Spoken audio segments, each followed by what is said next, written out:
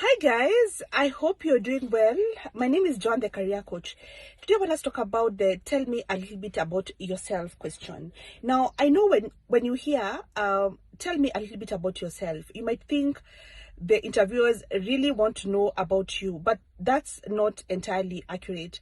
When they ask, tell us a little bit about yourself, they don't want to know, if you're married with children and if you have 12 cats and a dog and, where you went to primary school and nursery school. That's not what they're asking. What they're asking is, who are you in relation to this job?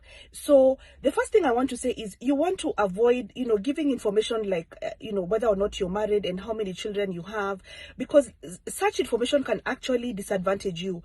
Like, what if they're actually looking for someone who, does not have a family because their job is very entailing and it involves like a lot of travel. And you see, they cannot ask you directly during the interview whether you're married with kids because that's illegal. So you see, you'll be volunteering information that you shouldn't be volunteering in the first place. So when they ask you, tell us a little bit about yourself, what they're really asking is, who are you in relation to this job that you're applying for? So the first thing I want to say is you want to write down your response, because there are so many instances where you'll get, people are going to ask you, who are you, like tell us a little bit about yourself, or even, you're stuck in an elevator with someone who you really admire, like how would you introduce yourself? Or like you've gone for this function and you've met someone, an important person, and you want to go to them and introduce yourself. Who will you say you are?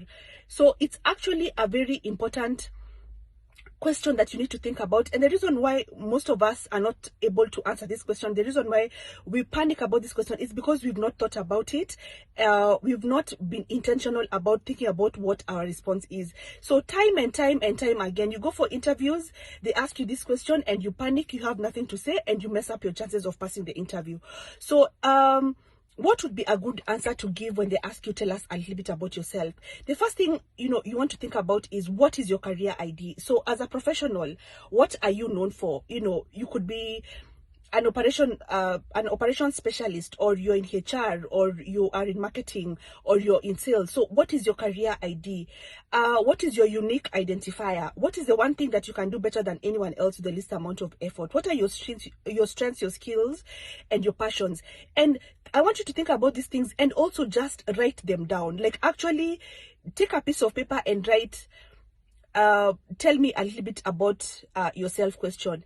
When you write down what you want to say and you read it out loud over and over again, it's going to remain in your mind. And when somebody asks you, you're not going to panic, because it's something that you've actually written down. You've actually thought about it, written it down, and talked like about it over and over again. So it's very difficult for you not to be able to answer this question. So talk about your career ID. Like what is your profession and what are you known for? What is your unique identifier? Talk about what your strengths, your skills, and your passions are. Talk about what your key achievements have been.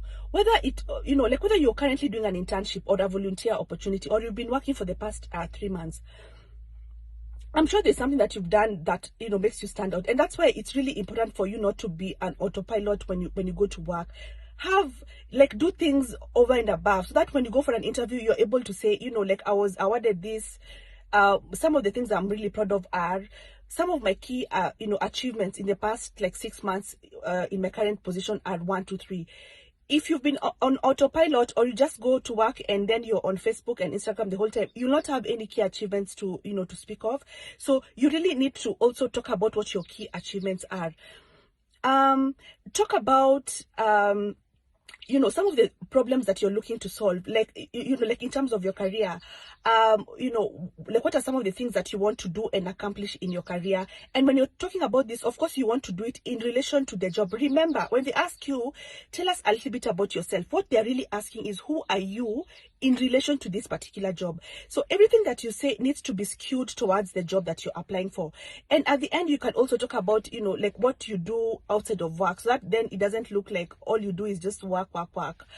You can talk about, you love golfing, or you love, you go for swimming, or you love baking, or you play an instrument, or you mentor young, like young men or young women, just something that you do that's, outside of work, because it's going to just bring another, aspect of yourself.